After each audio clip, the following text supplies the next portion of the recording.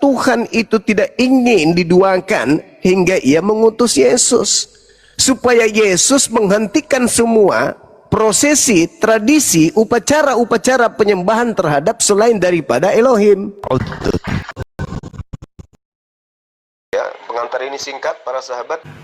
TP TV sudah standby. Di like, di subscribe, di share sebanyak mungkin untuk supaya mencegah sahabat-sahabat kita di luar sana tidak terpengaruh terhadap pemurtadan.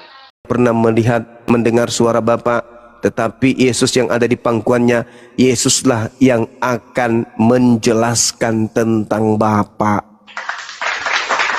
Iya, betul Nah, itu. sekarang apa penjelasan Yesus tentang Bapa? Bapa itu satu-satunya, dua-duanya atau tiga-tiganya? Sang sumber. Enggak, Yesus mengajarkan Bapa itu satu-satunya, dua-duanya atau tiga-tiganya? Satu-satunya. Satu-satunya. Cuman satu ini ada yang melekat pada dirinya. Maksudnya Firman dan Roh. masolang generasi. Saudaraku, Yesus turun di tengah-tengah kaumnya Bani Israel. Apapun kesaktiannya, kata Yesus apa? Apa yang aku lakukan membuktikan aku ini utusan sang satu-satunya itu. Pada saat pengajaran. Ya, yang harus kita dengarkan ajaran Yesus atau ajaran siapa? Iya, makanya Bang Juma kan tetap kekeh bahas pengajarannya dia. Kan sudah tamat ajarannya di situ, kawan. Segala firman yang engkau berikan kepadaku. Kenapa nggak mau lari ke kebangkitan? Lah, itu ajaran siapa? Kebangkitan itu ajaran siapa? Loh, yang kita imani begitu. Iya, justru karena itu saya tanya, kebangkitan itu ajaran siapa, kawan? Utusan yang dipilih. Siapa? Siapa yang memilihnya? Nah, tertulis kok. Aku memilih dia. Nah, itulah tadi yang saya katakan, semua sampah Anda makan.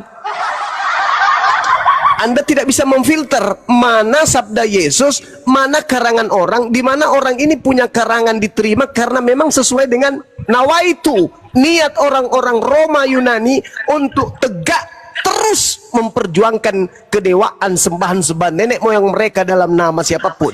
Andai saja pada saat itu Bang Zuma Sakti sudah hidup di abad pertama, maka dewa mereka akan ganti dengan nama Zuma.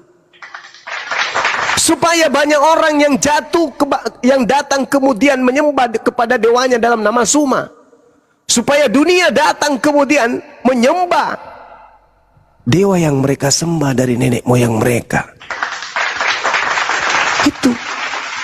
Itu fakta, saudaraku. Dulu Yerusalem, Palestina pernah jatuh di tangan kekaisaran Romawi. Ada nggak niatan mereka beribadah di Masjidil Aqsa?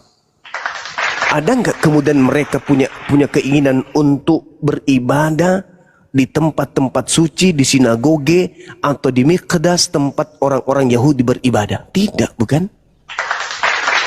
Kenapa? Mereka tetap saja beribadah di kuil-kuil mereka yang belakangan disebut gereja. Itu fakta. Itu real. Iya, pertanyaan yang saya tadi, kalau kita sudah final, bagi yang setiap percaya, tidak melakukan dosa dan melakukan kebaikan, sudah pasti dijamin. Bagaimana mungkin? Percaya. Nah, kan saya tadi nanya ke Bang Jum. Gimana ngapain orang numpuk banyak pahala, kemudian ada timbangan juga, ditimbang pula neraka itulah juga. Saudara, Anda lupa ketika di antara sampah yang Anda telan, di situ ada mutiara yang Yesus ajarkan kepada muridnya. Ingat, mutiara yang dimaksud dalam pengajaran Yesus itu adalah hikmat, kebenaran yang Yesus sampaikan kepada muridnya. Di dalam kitab yang Anda genggam, manusia itu diselamatkan berdasarkan atas perbuatannya masing-masing. Atas perbuatan, bukan atas pemberian orang, bukan cuma-cuma, enggak. Tapi orang diselamatkan berdasarkan atas apa yang Tuhan berikan. Ini loh aturanku, ini yang harus kalian lakukan. Maka manusia diselamatkan, membayar kemudian ajaran manusia. Tuhan membayar kemudian manusia, mengganjar manusia dengan sesuai perbuatan masing-masing. Dalil demi dalil itu ada di dalam kitab saudara sebagai mutiara. Kenapa itu muncul di dalam kitab saudara? Itu tadi.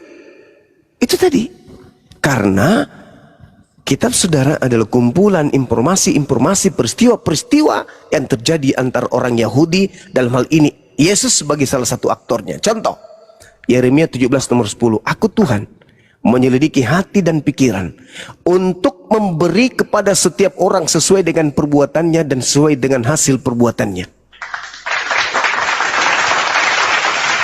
Kemudian di dalam kitab Yehezkiel 33 nomor 20, Tuhan berfirman, hai kaum Israel, aku akan menghakimi setiap kamu menurut perbuatan kamu masing-masing. Oh, itu perjanjian lama, Bang Zuma. Oke, kita masuk pengajaran Yesusnya. Apa kata Yesus di dalam kitab Matius 16? Yesus berkata, karena anak manusia akan datang dan dalam kemuliaan Tuhannya bersama malaikat-malaikatnya, dan akan membalas setiap orang sesuai dengan perbuatannya masing-masing. Ini bohong enggak ini? Dalil ini bohong enggak? Jadi taat. Tapi kan sudah digenapi. Makanya setiap orang yang percaya penggenapan itu,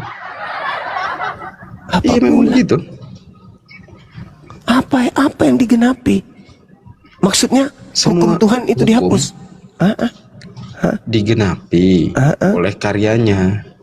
Apa? Dengan cara apa lagi? Mati. Ya Allah ya Karim. Inilah yang saya katakan. Jangan semua telan sampah yang ada. Lang dipilih toh. Kenapa harus demikian? Karena itu bukan firman Tuhan. Beda dengan Al-Quran. Al-Quran harus seluruhnya diterima. Meskipun dalam Al-Quran itu ada kisah, tetapi Al-Quran itu kudu wajib diterima, dijalankan, diteori praktekkan. Kalau Bible itu tidak. Ya Allah ya Karim.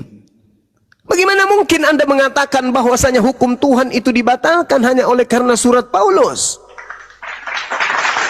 Coba tunjuk satu data ucapan Yesus bahwa hukum Tuhan batal.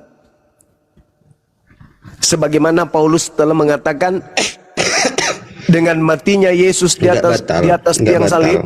Tapi menggenapi. Menggenapi itu mengurangi atau melengkapi? Menggenapi itu maksudnya karena dialah semua itu sudah ditanggung, gitu Bang Cuma. Astagfirullahaladzim ya Allah ya Karim. Oke, mumpung Anda nyinggung di situ, Yesus sebagai penanggung. Betul, penanggung atas kita semua. Oke, dia harus menanggung kepada siapa?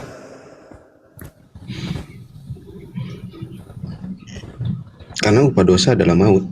Iya, sudah itu Paulus punya judul. Sekarang saya tanya, Yesus menanggung kepada siapa? Untuk membersihkan yang tadinya suci. Oke. Dibersihkan di mana? Dosa itu dibersihkan di mana? Di neraka apa di surga? Pada saat kematian mengalahkan maut. 3 hari doang. Cukup bagi Tuhan. Wah, parah itu. Tidak bisa. Kok parah? Lo tidak bisa. Ini analogi sederhana. Anda punya utang di Pegadaian 1 miliar. Saya datang menebusnya. Kamu senang kan? Senang kali pun. Saudara Arom, Adinda Arom, utangmu di Pegadaian berapa? 1 miliar bang. Oke. Nih abangmu nih, pasang badan nih. Gue bayar Pegadaian. Senang lah ente? Senang. Utang seketika 1 miliar ludes dibayar oleh Bang Zuma. Serak. Tapi begitu hari keempat aku datang ke Pegadaian, bos, ya duit saya kemarin yang bayarin si Arom itu mana? Emang kenapa bos? Aku mau narik kembali. Sini. Lah, utangnya dia gimana? Ya udah, lu tagih sama dia. 3 hari doang. Saya tebus kau 3 hari doang. Saya cabut kembali. Saya menebus 3 hari. Habis itu saya ambil uang saya kembali. saya ambil kehidupan saya kembali. Yesus mengambil hidupnya kembali. Yang tadi dia persembahkan kematiannya itu untuk dosa-dosa Kristen. Dia hidup kembali, Cak Ayu. Nanti dia disebut penebus yang hebat kalau dia mati kekal. Karena dosa upahnya maut. Oke, ketika maut datang, dosa terhapus. Ketika maut itu dikalahkan, hidup kembali, apa yang terjadi? Dosa datang lagi. Ya harus begitu dong. Begitu. Loh, kok enggak begitu? Kenapa enggak begitu? Jadi pada saat kematian di alam maut, dia sudah kalahkan semuanya. Makanya bagi setiap orang percaya, itu tidak akan dikalahkan lagi oleh maut. Itu cerita ilusi kayak gitu itu muncul dari mana? Lo memang penjelasan dan penafsirannya begitu, Bang Juma, yang dimaksud. Saudaraku, cobalah kau cobalah kamu telaah. Apa fungsi Yesus melakukan penginjilan di alam kubur? Emang diterima rupanya? Iya, dia melakukan penginjilan di alam maut. Untuk apa? Untuk mengalahkan. Untuk apa dia melakukan penginjilan di alam maut? Untuk apa? Supaya orang-orang yang ada dalam kubur itu ke gereja gitu? Supaya mereka berhenti berdosa? Itu kan memang sudah keinginan. Itu cerita-cerita yang dibangun untuk mengenakan kuping. Apa korelasinya dengan kebenaran? Coba, Yesus turun ke alam maut, menasehati orang-orang yang sudah ada di dalam kubur. Fungsinya apa? Fungsinya apa dia penginjilan di alam maut? Itulah membuktikan bahwa dia adalah sang firman itu sendiri, Bang Juma. Harusnya dia datang ke Indonesia untuk orang-orang yang masih hidup untuk diinjili. Jangan di orang mati yang dia injili, ngapain? Nah, itu tugas kami selanjutnya begitu. Nah, tugas Anda mengajak orang Natalan. Ada Yesus ngajarin? Menyampaikan firman. Firman yang mana? Firman Yesus itu sampai kepada terangkat ke langit. Sekarang firman yang mana yang disampaikan? Lukas, Markus, Matius, Yohanes gitu maksudnya. Inilah yang saya katakan, semua sampah Anda telan. Padahal itu hanya narasi-narasi yang dibangun oleh penulis dalam kaitannya tentang peristiwa yang terjadi antara Yesus dan muridnya, antara Yesus dan umatnya, dan antara Yesus dengan Tuhannya. Datang Anda menjadikan buku itu sebagai firman Tuhan. Ada nggak kemudian Lukas mengatakan inilah firman Tuhan? Ada nggak? Ada nggak Markus sadar bahwa yang catatannya ini merupakan firman Tuhan? Ada nggak? Nggak ada. Yohanes pernah mengatakan nggak bahwa yang dicatat itu adalah firman Tuhan? Nggak ada. Begitu juga Lukas. Ada nggak? Nggak ada. Kalian yang mengangkat buku-buku tersebut menjadi firman Tuhan. Bahkan Paulus sendiri yang mengatakan, apa yang aku tuliskan, aku berkata bukan atas perkataan firman Tuhan. Paulus mengatakan itu. Oke. Di Kisah Para Rasul, segala yang tertulis itu diilhami oleh Tuhan. Tertulis maksudnya yang mana? Yang dituliskan mereka, karena mereka enggak, Anda yang mentafsirkan ke situ. Tidak, bukan begitu dalilnya. Segala yang tertulis karena ilham itu ilham. Sekarang di mana? Siapa yang mengatakan bahwa tulisan mereka ini ilham? Coba, Paulus ada mengatakan ilham? Lukas ada mengatakan ilham? Sesuai yang dilihat, ya Allah. Sesuai yang didengar, itulah yang mereka tulis. Iya dong, rasul-rasulnya dong. Berarti ini nabi. Anda sudah ngakui Lukas nabi, Markus nabi. Itu rasul-rasulnya. Nabi atau bukan? Iya, itu rasul-rasulnya yang menuliskan. Berarti nabi kan? Ya udah, ini dengarkan saudara-saudara Kristen. Lukas itu nabi, Markus nabi, itu. Paulus nabi, penulis Yohanes, penulis Matius adalah nabi. Berarti bukanlah Yesus nabi yang terakhir. Masih banyak lagi nabi-nabi lain. Nabi Lukas, Nabi Markus, Nabi Paulus. Nah, waspadalah kepada nabi-nabi palsu yang datang kepada kamu, berpura-pura nyamar dari domba, pada dia ada serigala yang buas. Masuk nggak mereka sebagai kandidat? Lukas, Markus, Matius, Paulus, penulis Yohanes, penulis Matius, masuk nggak sebagai kandidat? Nabi palsu. Masuk. Enggak dong. Masuk. Enggak. Kok enggak? Enggak dong.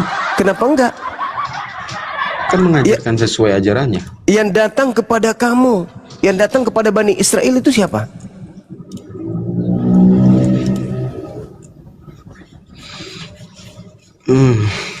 Muter-muter mulu.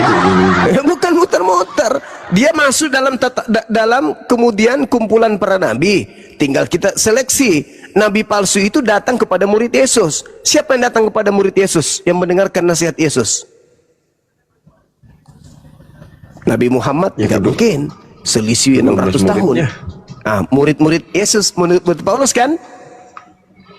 Iya, ke-12 muridnya. Ke-12 murid diminta waspada kepada nabi palsu. Nabi palsu datang kepada ke-12 murid. Anda mengakui Lukas, Markus, Matius, Yohanes, Paulus ini nabi. Datang nggak kepada ke-12 murid? Enggak lah.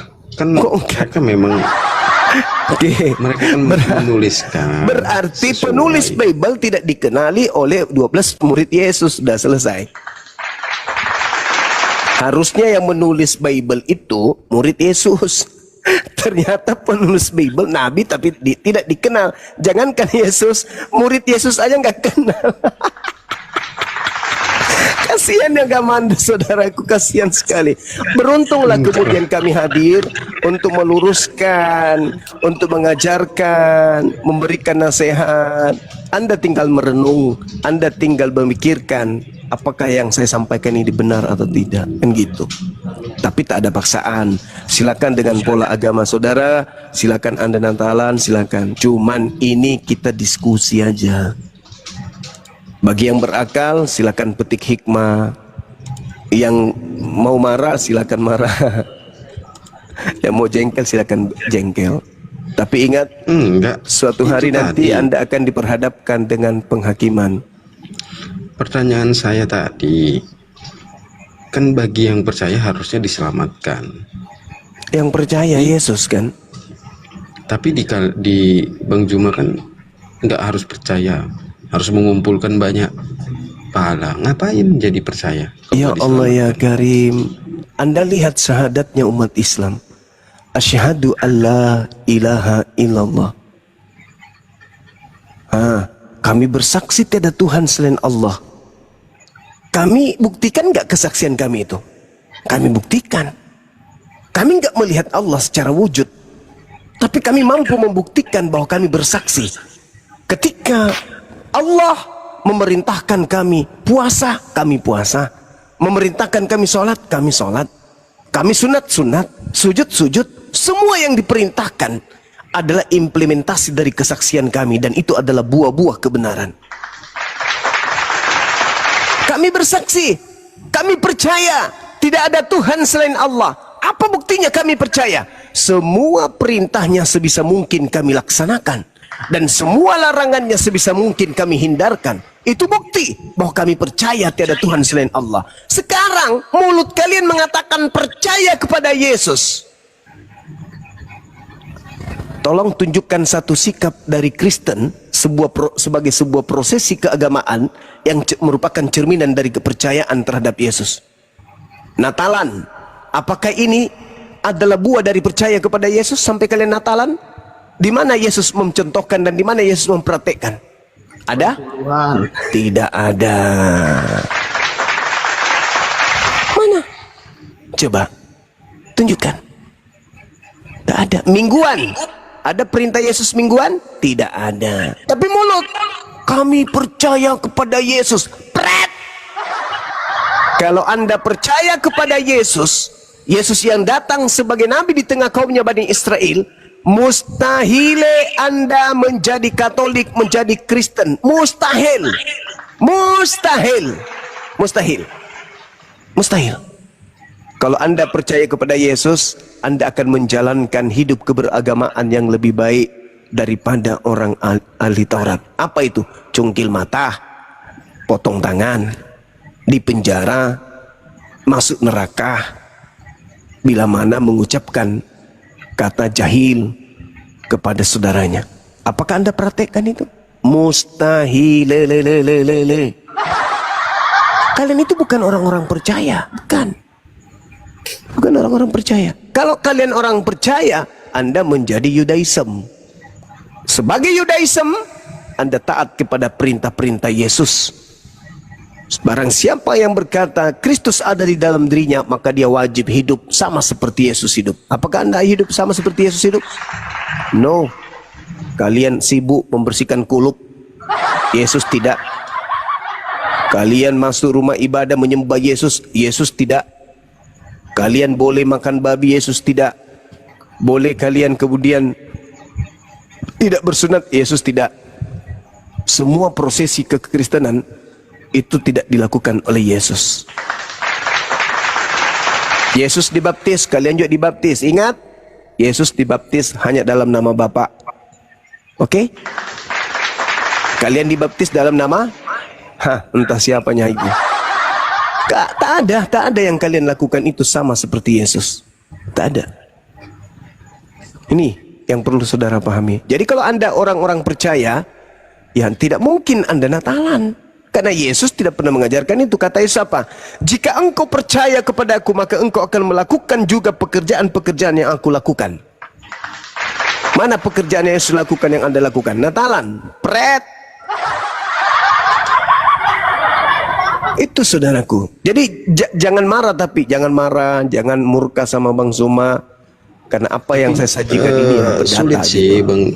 Bang Juma. Memang kan kalau Bang Juma kan harus sesuai data, sesuai dalil. Sedangkan kita itu kemarin udah bahas bahwa di kami itu semuanya ada literasi dan tafsirannya sendiri. Jadi nggak main harus data. Ya nggak bisa gitulah. Saudaraku, kamu jalankan semua isi Bible-mu saja dari Kejadian sampai Wahyu tidak membawa Anda menjadi benar. Anda jalankan nih tanpa tafsir sekalipun, Anda taati isi Bible itu, perjanjian lama perjanjian baru, tidak akan menghantarkan Anda menjadi orang yang benar. Kenapa? Karena Anda hanya memiliki terjemahan yang tidak ada legitimasi kebenarannya berdasarkan si pemilik kitab, bangsa Romawi, bangsa Ibrani, bangsa Yahudi.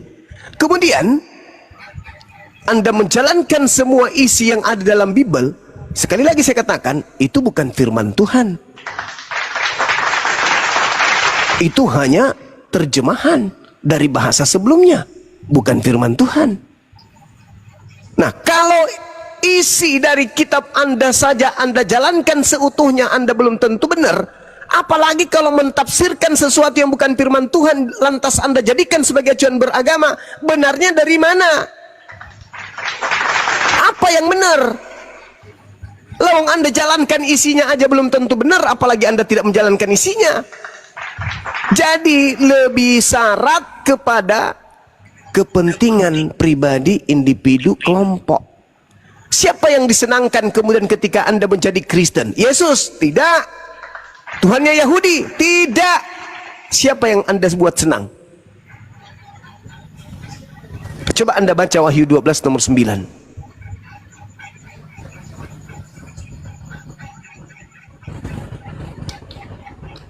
Apa yang dikatakan di sana? Di Wahyu 12 itu. Kita baca ya, sama-sama. Dan naga besar itu si ular tua yang disebut iblis atau setan, yang menyesatkan seluruh Aikomene, seluruh kekaisaran Romawi, persatuan gereja-gereja sedunia, dilemparkan ke tanah, dilemparkan ke bawah dan dilemparkan ke tanah bersama-sama dengan malaikat-malaikatnya. Saya ulang lagi.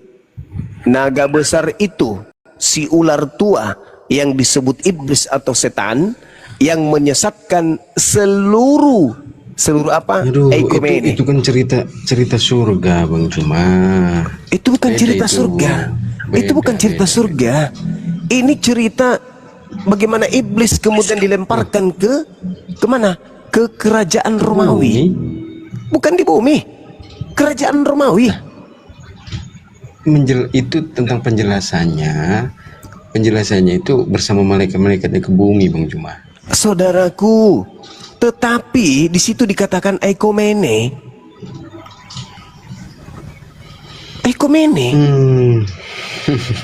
Inilah yang dikatakan Al-Quran saya, Bung. Wa makaru wa makarallah wallahu khairul makirin. Yukhadi'una allaha walladina amanu wa ma yakhda'una illa anfusahum wa ma yash'urun. Mereka hendak menipu Allah, menipu orang-orang beriman, padahal mereka menipu diri mereka sendiri. Ini karangan mereka sendiri loh, bukan firman Tuhan loh. Tetapi kata Allah, karena mereka ingkar kepadaku, kepada Rasulku, kepada utusan-utusanku, maka aku membalas tipu daya mereka. Dan sesungguhnya aku adalah sebaik-baiknya pembalas kejahatan. Nah ini, naga besar itu, si ular tua itu yang disebut iblis dan setan yang menyesatkan seluruh kerajaan Romawi. Dilemparkan ke bawah, dilemparkan ke bumi bersama dengan malaikat-malaikatnya. Kekaisaran Romawi memang di bumi, dan pada saat iblis turun kepada mereka, apakah iblis berdiam di sana? Tidak, mereka menyebar sampai ke Indonesia. Ini dalil. Saya tidak ngada-ngada. Anda mengatakan itu surga. Oh enggak, ini pengungkapan. Kitab Wahyu ini adalah kitab pengungkapan. Kitab pengungkapan ini kitab. Ini adalah kitab mimpi. Dan kalau dikatakan kitab mimpi, berarti itu adalah kitab seorang nabi. Di mana dikatakan? Bilangan 12 nomor 6. Jika di antaramu ada seorang nabi, maka aku Tuhan akan datang berbicara kepadanya dalam mimpinya. Itu dalil, Bung. Makanya Nabi Muhammad SAW acap kali kemudian menerima wahyu melalui mimpi. Bahkan sebelum datang Al-Alaq, wahyu pertama Nabi Muhammad mimpi lebih dulu. Bilangan 12 nomor 6 demikian juga adanya. Jika di tengahmu ada seorang nabi, maka aku Tuhan akan datang kepadanya, berbicara kepadanya melalui mimpi. Nabi, bukan seperti kita manusia biasa. Mimpi ya mimpi. Tapi kalau nabi bermimpi, itu adalah sebuah wahyu. Dan dikatakan dalam wahyu 12 nomor 9, naga besar itu, si ular tua yang disebut iblis dan setan, yang menyesatkan seluruh kerajaan Romawi. Sekarang Anda percaya enggak kalau persatuan atau kelompok-kelompok tertentu di internal Kristen terkadang menggunakan kata ekumene itu? Persatuan gereja-gereja ekumene, kami adalah putra-putri ekumene. Ngerti nggak arti ekumene itu? Ngerti apa itu? Kerajaan Romawi, maksudnya sumbernya dari sana. Tadinya adalah Katolik. Anda ngerti nggak sebenarnya ekumene di situ yang dimaksud di dalam kitab Wahyu? Enggak, Bang. Nah, ini tertulis di situ disebut syaitan, iblis yang menyesatkan seluruh kekaisaran Romawi. Tidak ada dikatakan seluruh bangsa Arab, tidak ada. Tapi kekaisaran Romawi, di sanalah iblis turun ke bumi, dilemparkan oleh Tuhan bersama dengan para malaikatnya. Tuh, jelas itu. Itu dalil. Bang Suma mengada-ngada, baca dalilnya. Makanya kalian itu Natalan, entah siapa yang ngajarin, entah apa hubungannya dengan Yesus, apa hubungannya dengan orang Yahudi Natal itu. Hari Minggu, dari tadi saya katakan, perintah yang ada adalah Sabat. Bahasa Arabnya Sabat, bahasa Ibraninya Sabat, bahasa Yunaninya Sabat. Tapi kenapa tidak mau melepaskan cangkang? Tetap aja hari Minggu. Ada apa dengan hari Minggu Kiraiki ini?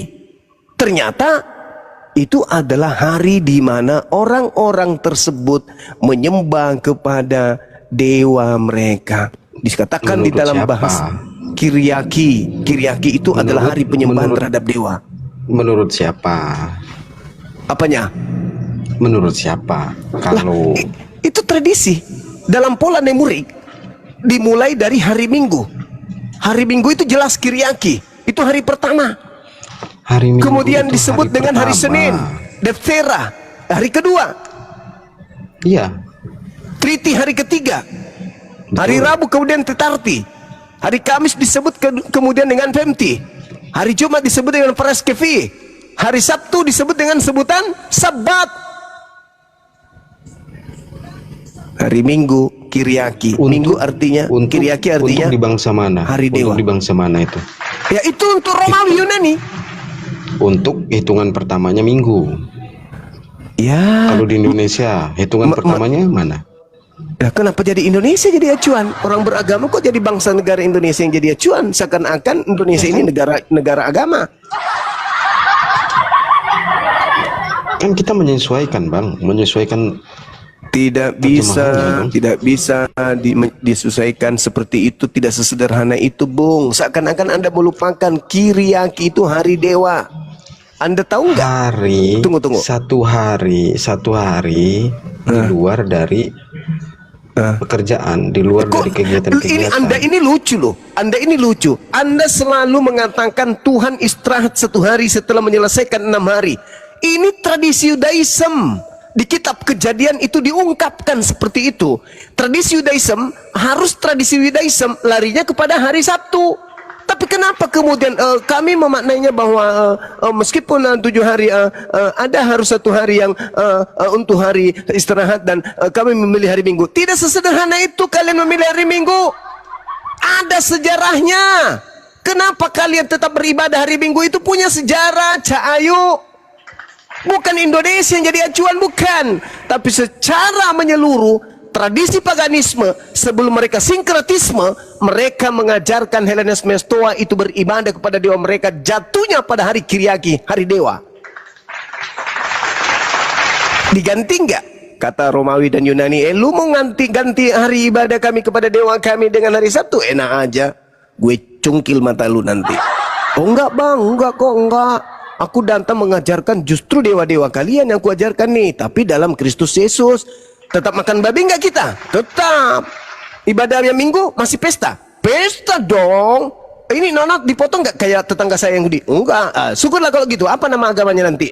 Kita buat aja pengikut Kristus. Oh boleh. Terus yang kita sembah siapa? Ya dewa kalian yang selama kalian ini sembah, yang selama ini kalian tidak kenal itu juga yang kalian sembah. Tapi kok berubah namanya? Iya kan dia turun ke bumi menghidupkan orang mati. Nggak percaya ente? Tanya kepada Pilatus, tanya kepada prajurit-prajurit kekaisaran yang tugas di sono. Ada nggak oknum yang hebat yang bangkitkan orang mati, yang orang buta melihat dibuatnya, orang lumpuh dibuatnya berjalan? Ada nggak? Tanya mereka. Masa sih? Coba aku tanya dulu. Iya bang, betul bang. Di sini sakti. Namanya siapa sih? Yesus. Orang sini menyebutnya Yosua. Tapi kalau kita pakai us dong, biar keren sedikit bahwa Kristus itu dari kita. Jadi siapa namanya? Kristus Yesus. Oke lah. Tapi enggak dirubah kan? Natalan tetapkan, Mingguan tetapkan, makan babi tetapkan. Kita punya enggak dipotong kan? Enggak. Oke, kalau begitu sah. Maka kekaisaran Romawi berganti warna menjadi kerajaan Katolik. Semua kebijakan-kebijakan yang ada di pemerintahan pada saat itu harus berpangku terhadap kebijakan gereja. Lu dipenggal kalau lu melawan gereja. Lu diusir, dimiskinkan kalau kau melawan gereja. Maka mulai hari itu gereja menduduki kedudukan yang sangat tinggi seperti wakil Tuhan di bumi. Maka dikatakanlah dalam kitab Wahyu, iblis tua si ular tua itu telah menyesatkan seluruh kekaisaran Romawi. Ini fakta bung, ini real. Gak usah terlalu jauh deh.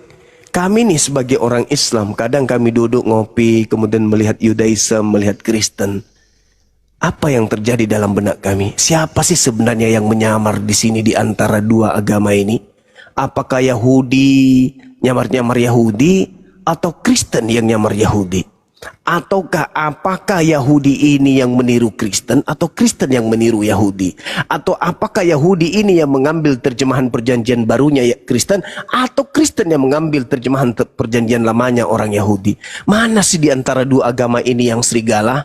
Dan yang mana benar-benar domba? Itu yang sering muncul di benak kami tuh. Ini Kristen ibadah Minggu dari mana dasarnya? Oh dari Yahudi. Kita buka literasi, cari referensi. Kisi-kisinya mana? Nggak ada orang Yahudi ibadah Minggu. Kebangkitan di hari apa Bang Juma? Tanya dulu Bang Juma. Di hari apa? Kalau kita lihat dalam original teksnya, kebangkitannya itu di hari Sabat. Enggak dong. Enggak dong. Enggak dong. Tadi Bunda Rahma sudah buka Matius 21 nomor 1. Sabaton. Kita baca lagi kemudian Yohanes 20 nomor 1. Pada hari pertama minggu. Minggu di situ apa? Sabat. Pagi-pagi ketika hari masih gelap, pergilah Maria Magdalena. Hari apa? Sabat, Sabtu. Apa? Terjemahannya apa? Saudara-saudara, Sabaton. Bunda Rahma masih monitor, Bunda Rahma. Enggak.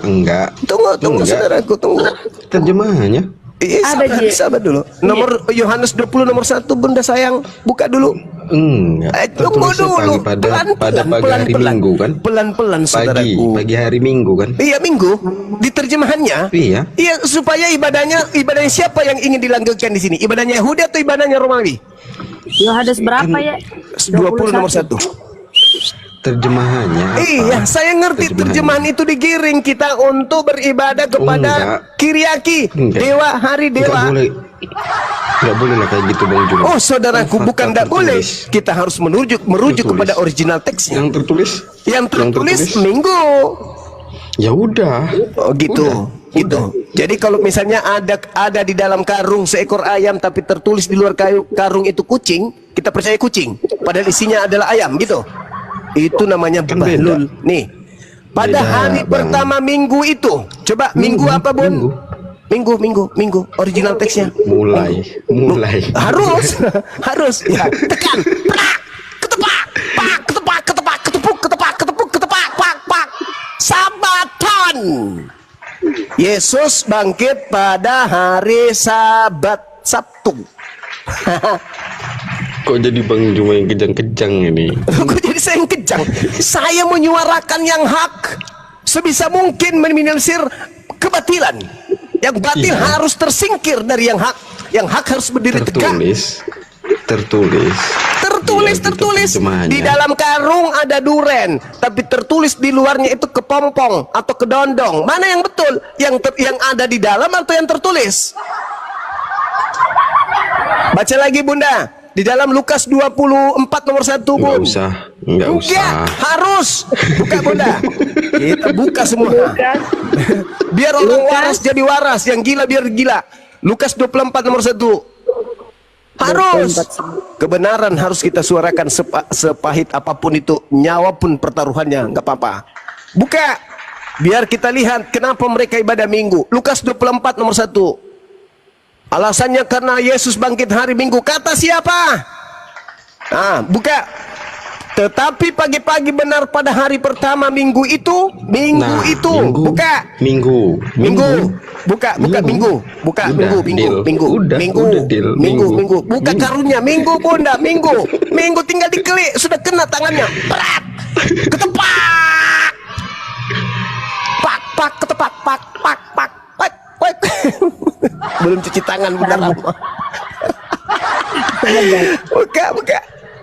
Iya. Bom. Wah. Masalah generasi. Buka lagi, Bunda. Di dalam Markus lagi. Empat kitab kita ambil. Markus 16 nomor 2. Menangis itu harum guru. Enggak apa-apa. Jumat Kita Agung, buka Jumat Markus Agung. 16 nomor 2. Kita buka. Jumat Agung. Yesus itu Jumat bangkit Agung hari belum apa? dibahas. Coba. Markus Jumat 16 Agung belum dibahas. nomor 2. Kita buka supaya semua orang bisa memandang kebenaran itu. Memang mahal. Enggak begitu. Apa bukan begitu? Markus 16 nomor 2. Pagi-pagi benar pada hari pertama minggu itu setelah matahari terbit pergilah mereka ke kubur. Hari pertama minggu. Coba minggu. Buka original teksnya.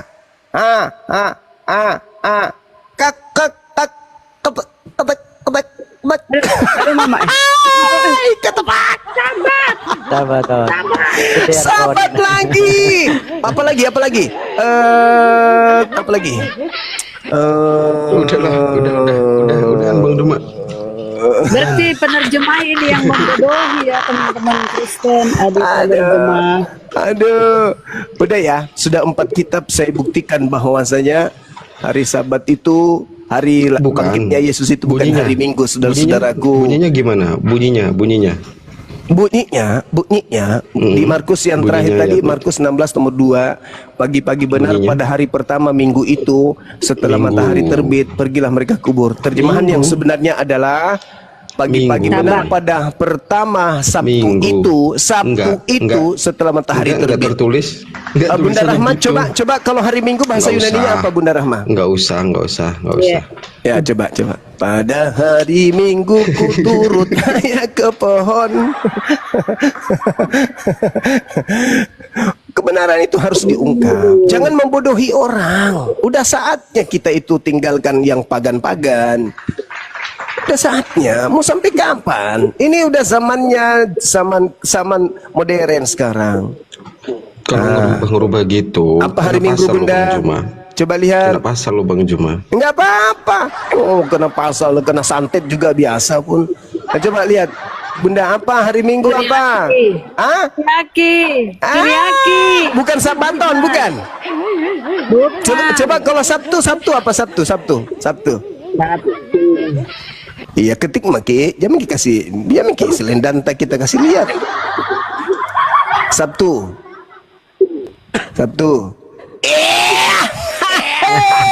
Cecer kawan. Masalah generasi. Sabato. Berarti berdasarkan original teks, Yesus bangkit pada hari Tuh. Sabtu. Minggu. Bunyinya kan pada pagi hari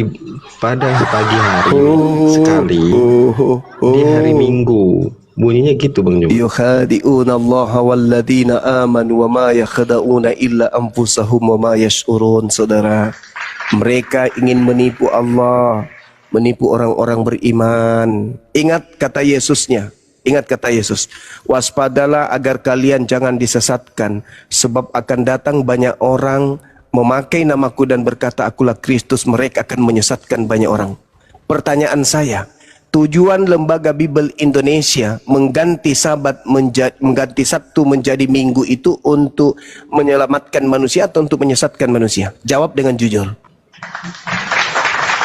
Untuk sesuai hitungan hari di Indonesia. Untuk sesuai selera tuan kita, majikan kita, patikan. Saya ulang, tujuan Lembaga Bible Indonesia mengganti Minggu padahal Sabtu itu untuk menyelamatkan manusia atau untuk menyesatkan manusia? Untuk mempermudah satu hari dalam 7 hari. Iya dong. Emang gitu. Allahu Akbar. Allahu Karena Akbar walillahil hamd. Senin sampai Sabtu itu memang aktivitas kerja. Lembaga Bible Indonesia, maafkan diriku, kawan-kawan yang ada di sana. harus aku buka. Nggak bisa Nggak boleh dibiarkan kayak anak-anak, gitu, kasihan Bang Juma. anak-anak kita. Tertulisnya Originalnya bagi ini benar. originalnya ya. Nggak ada yang- originalnya ini ya. Besarin, Nggak ada yang Original original Bible ya aja. kita terjemahkan. Original Bible Yunani. Coba. Hehehe. Nah, kita klik ya, kita Oh, klik ya. iya. Kau sabar kau biar kau pinter bang. Ini terjemahannya. Apa teman-teman? Sabtu. Kenapa jadi Minggu? Kenapa jadi Pagi-pagi Minggu? benar pada hari Originalnya Sabtu. Pada pertama Sabtu itu mereka matahari terbit, pergilah mereka ke kubur dan mereka tidak menemukan Coba diambil. mayat Yesus pada hari Sabtu. Berarti sebelum Minggu Kenapa Yesus diambil sudah Minggu? bangkit. Diam. Sahabat. Sarom nangis. Berarti sebelum hari Minggu Yesus sudah bangkit. Ya, dosa lah Bang Juma. Bang Hancur Juma. karis. Jadi 3 hari 3 malam gugur dong. 3 hari 3 malam gugur ya. Hey! Sebelum hari Minggu Yesus sudah keluar dari kubur. Wey! Woi, saudara. Kemana lah batok kepala kalian? Astagfirullahaladzim, ya Allah ya Enggak ya. Karim. Itu memang terjemahannya hari Minggu Bang Juma. Tertulisnya Udah diam. Hus, diam. Jangan menyesatkan orang. Sudah, cukup kita aja berdua. Yang lain jangan ikut sesat. Udah, bungkus ke gereja. Udah ke gereja aja. Gereja sampai mati, silakan. Tapi jangan nyesatkan yang lain. Kasihan anak-anak yang baru masih kecil itu dibawa ke gereja. Kasihan. Masa depan mereka, keturunan mereka, anak-anak mereka, akhirat mereka, siapa yang mau tanggung jawab? Siapa yang mau tanggung jawab? Oke, pas tuh tanggung jawab tuh kayak mas. Apalagi ini, kalau mang. Saya lah. Wah, Apa yang dipersoalkan tentang kebangkitan Yesus? Sebenarnya Hari sudah Sabtu. tuntasnya masalah. Hah? hari Sabtu dia bangkit. Namanya Tuhan mau suka hati dia mau Sabtu mau Jumat namanya Tuhan. Manras anak muda. La haula wala quwata Kan illa tadi- billah. Saudara, dengarkan saya dulu, dengar. Kalau Yesusnya itu bukan bangkit hari Minggu, tapi hari Sabtu, dan dia di dalam kubur itu 3 hari 3 malam, berarti Jumat Agung itu gagal. Harusnya Rabu Agung.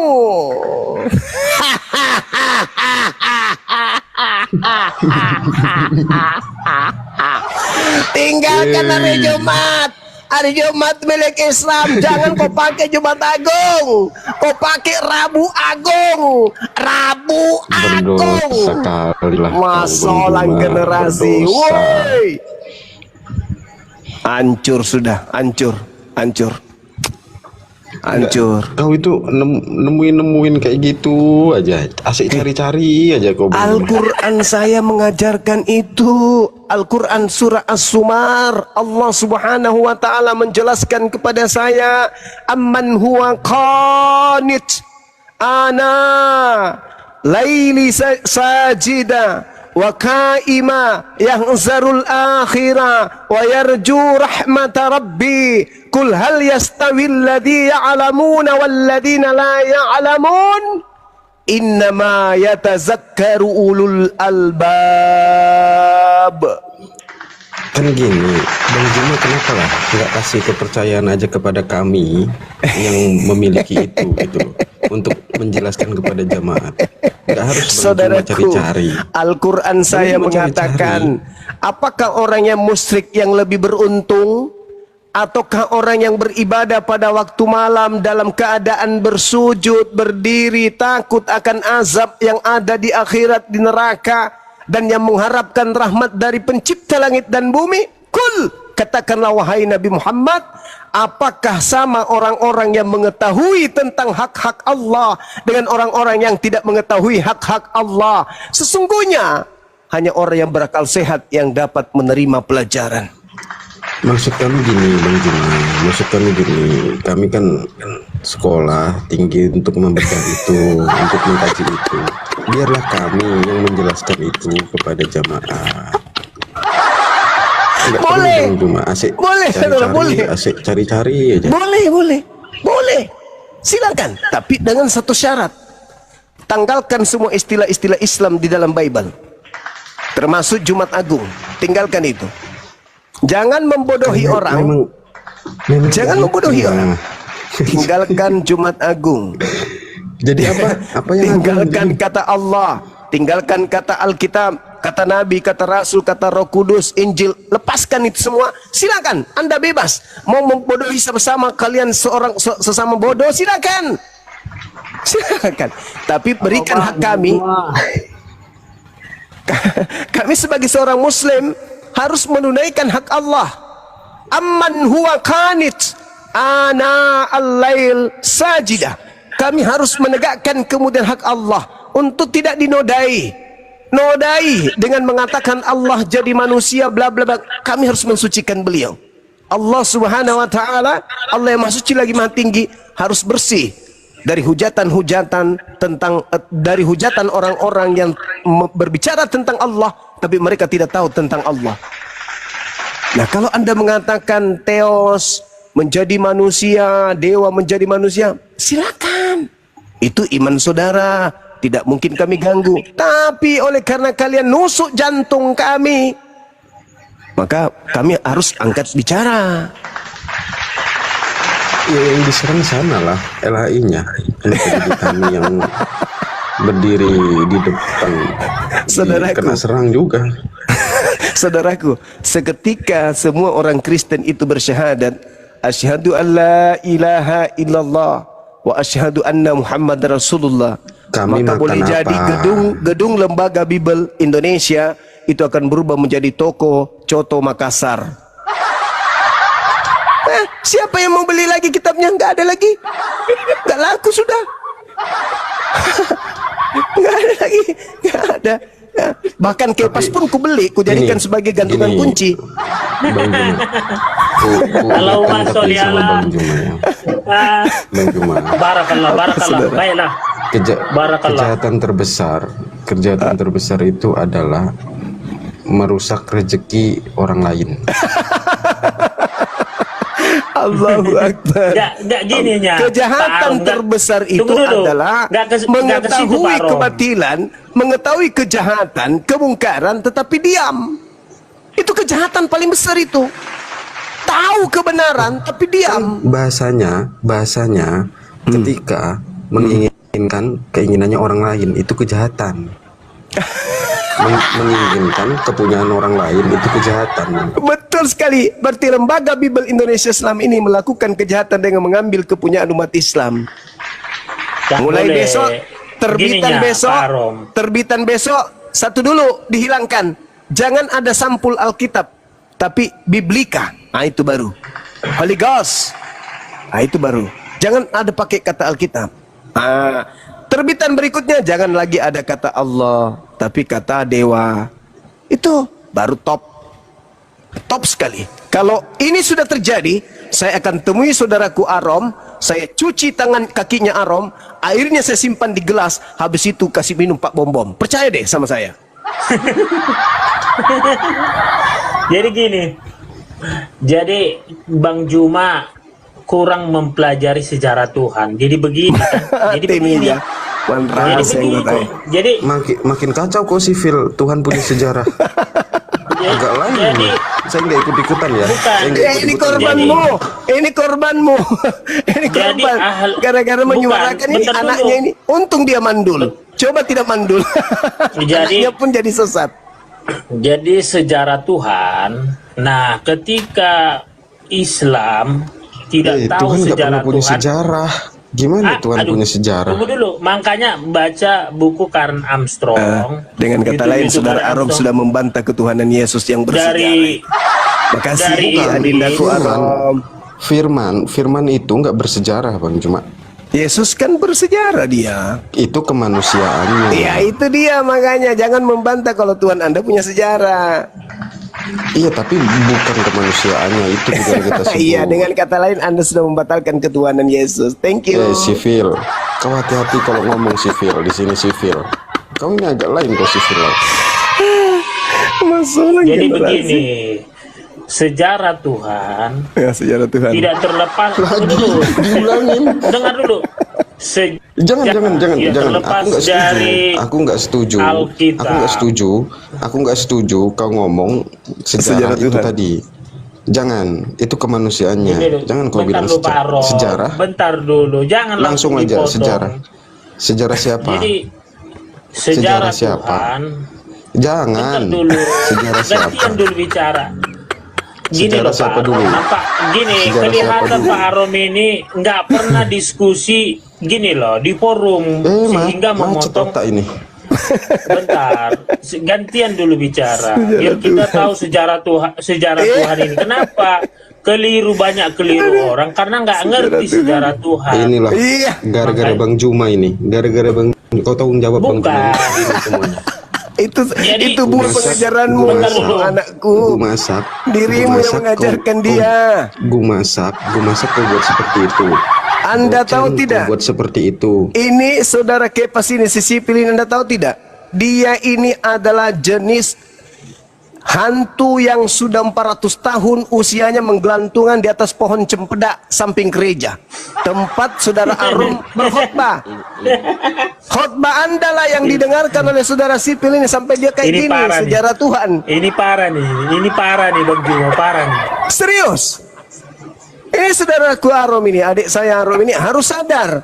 Ketika Anda berkhutbah, salah satu hantu pohon cempedak yang sering mendengarkan khutbah Anda, beliau ini.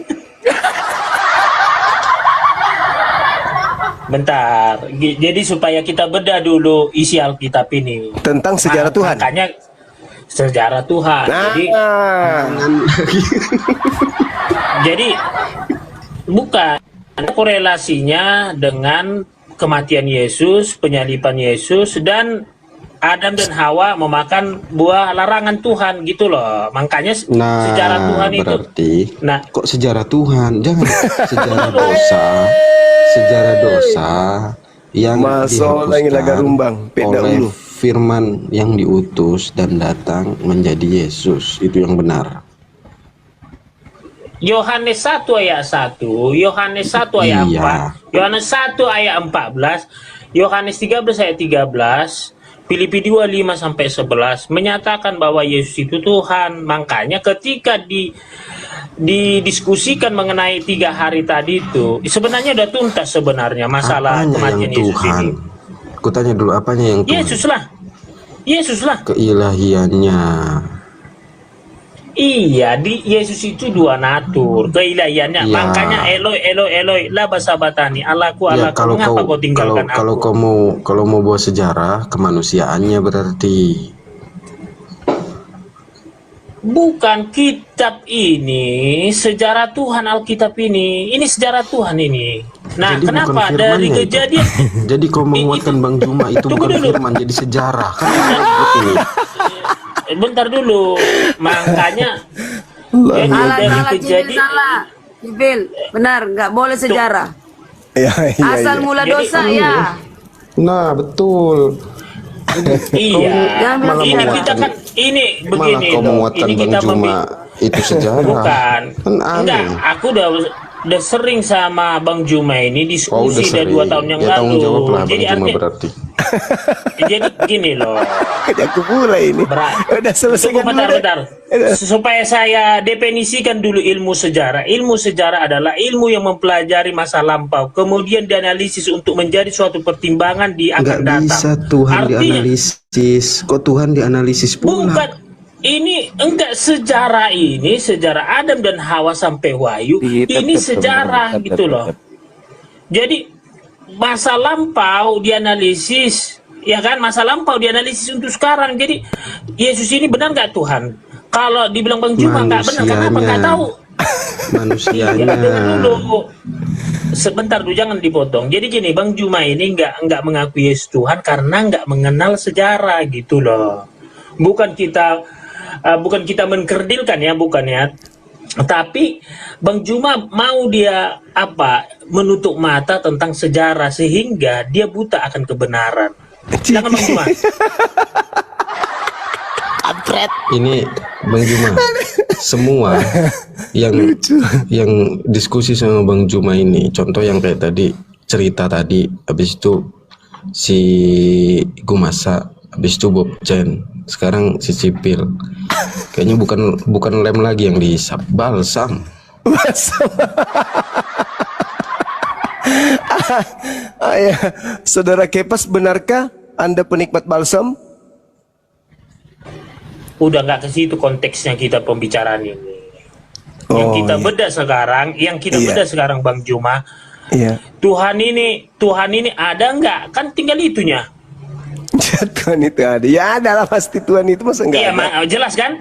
Nah, pertanyaan siapa Tuhan itu? Berapa Tuhan di dunia ini? Makanya banyak orang mentuhankan yang bukan Tuhan.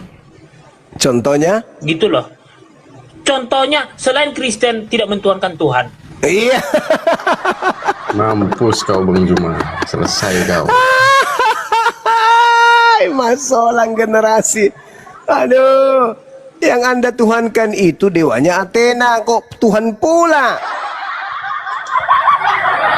Dewa Athena, saudara, yang Anda sembah dalam Kristus itu, yang diperkenalkan Paulus. Ingat ya, kalian menjadi Kristen itu bukan orang Yahudi yang datang ke sini yang mengajarkan. Yang mengajarkan itu orang Belanda, orang Portugis. Dari mana mereka mendapatkan ajaran? Dari Roma. Dulu. Kian, ini temamu ini ngaco kalinya. Kenapa kau buat begini pula? Salah temanya ya, Arom hancur. Allahu Akbar, Masya Allah. Bang Handi monitor.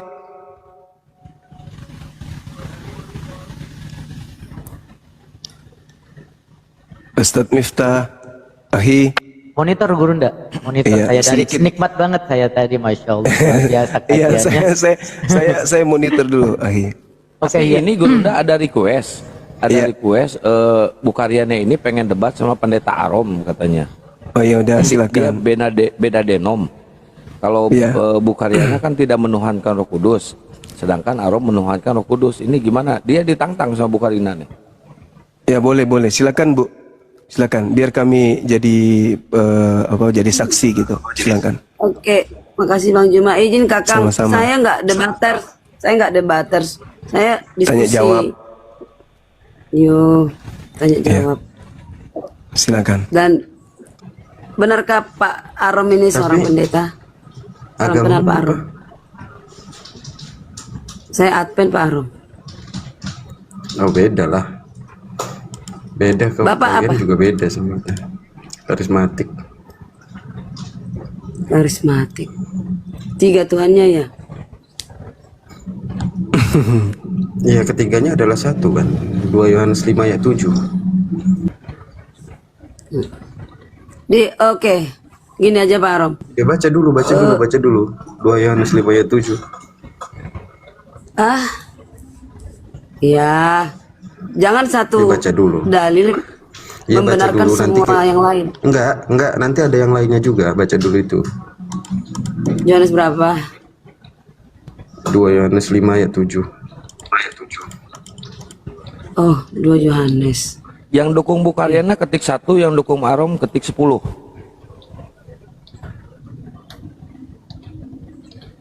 Dua Yohanes 5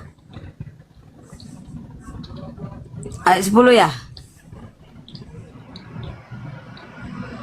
Halo Pak Rom. Pencret si Arom.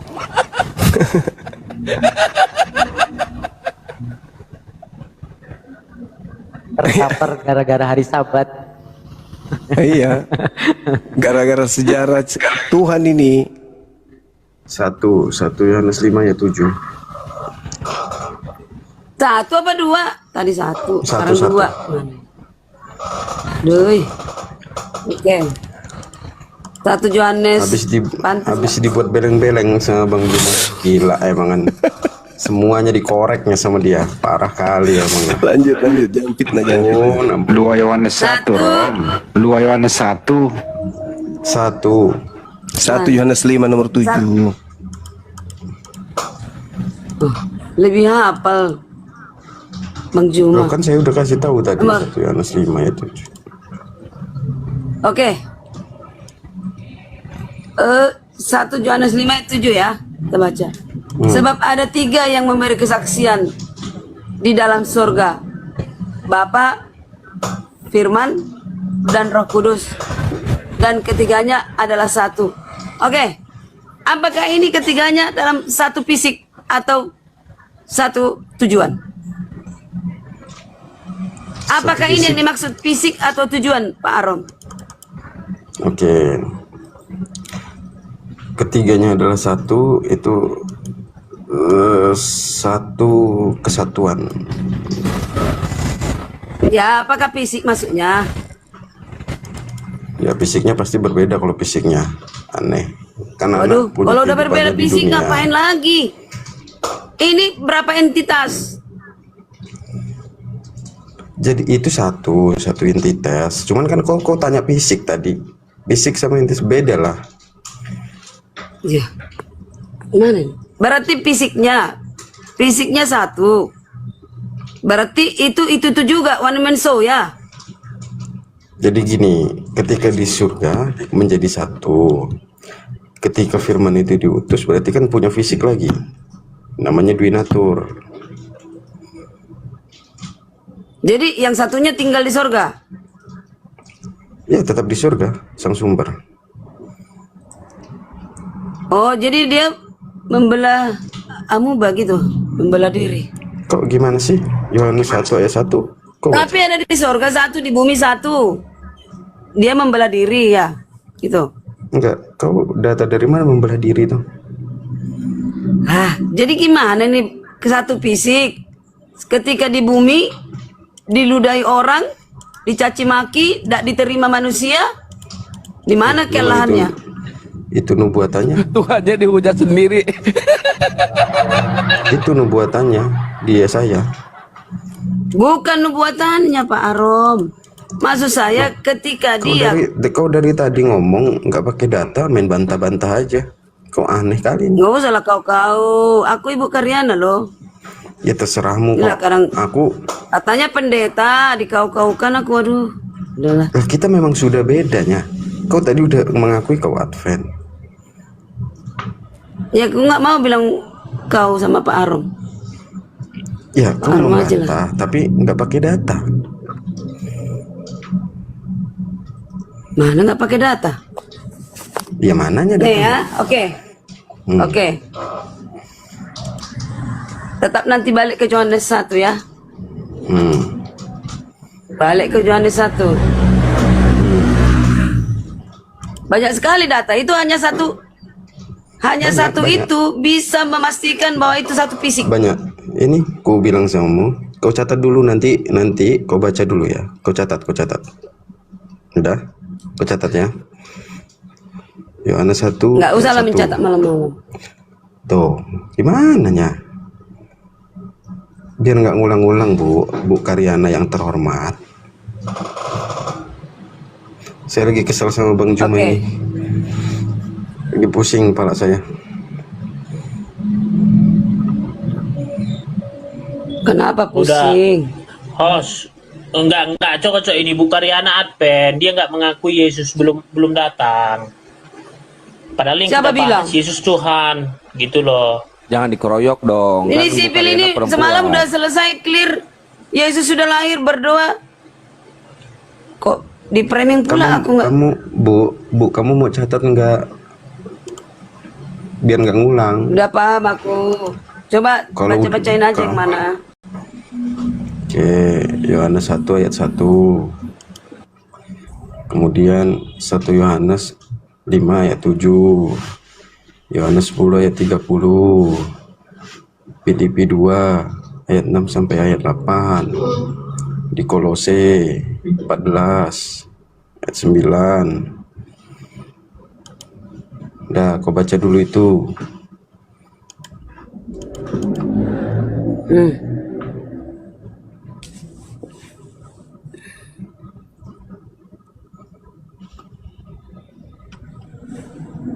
Oke. Yohanes 1 ya.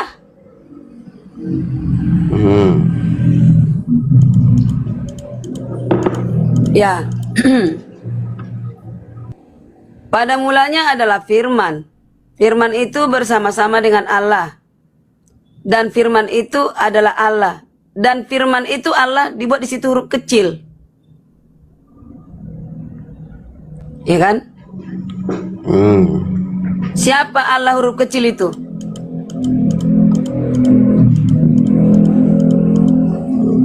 Udah di Yohanes 1 aja pun udah keok Bapak. Firman Ini dengan Allah. nyari, Firman itu Allah nyari- kecil. Maksudnya nyari menang kalah. Kalau nyari menang kalah jangan di sini lah, roomnya beda lah. Ayo, kita di mana, di Aku nggak- Boy apa di mana? Kalau Bukan nyari masalah menang itu, kalah- maksudku. Enggak, kau tadi bilang Kenapa sendiri. Udah keok. Maksudnya gimana? Ya udah, udah selesai Bapak di sini. Mau jadi aja Nih ya. ini. Aneh ini orang. Enggak, bukan tipe saya begitu, Bu Karyana. Saya diskusi sama Bang Juma sama yang lain, nggak cari menang kalah pun. Sesuai yang tertulis saja. Apa? Terus menurut Anda gimana? Ya sudah, menurut saya gimana? Begitu ya. Kalau nyari menang Oke, kalah, nggak mau oke. saya. Ngapain? Kalau gitu aku minta maaf, bukan mau cari menang. Tapi coba jelaskan Pak, berapa entitas di sini? Berapa fisik? Di situ ada dua. Ada Allah besar, ada Allah kecil. Dan ayat 2, Allah bersama-sama. Pada mulanya bersama-sama dengan Allah. Bersama-sama berarti jamak. Apakah merubah konteks kalimatnya? Bersama-sama Makanya itu dulu, berapa itu? Apakah merubah? Bersama-sama apakah itu merubah konteks berapa itu? kalimatnya? Bang Juma, kalau bersama-sama itu berapa? Kenapa kau lari ke Bang Juma? Lebih dari satu. Iya, memang lebih Ya dari lebih dari satu ya. Ya. Betul. Ya. Betul. Jadi ini Pak Arom, ini kejadiannya di mana? Kapan? Kejadiannya kapan, di mana maksudnya? Ini 1 Yohanes 1 kejadiannya di mana dan kapan ini terjadi?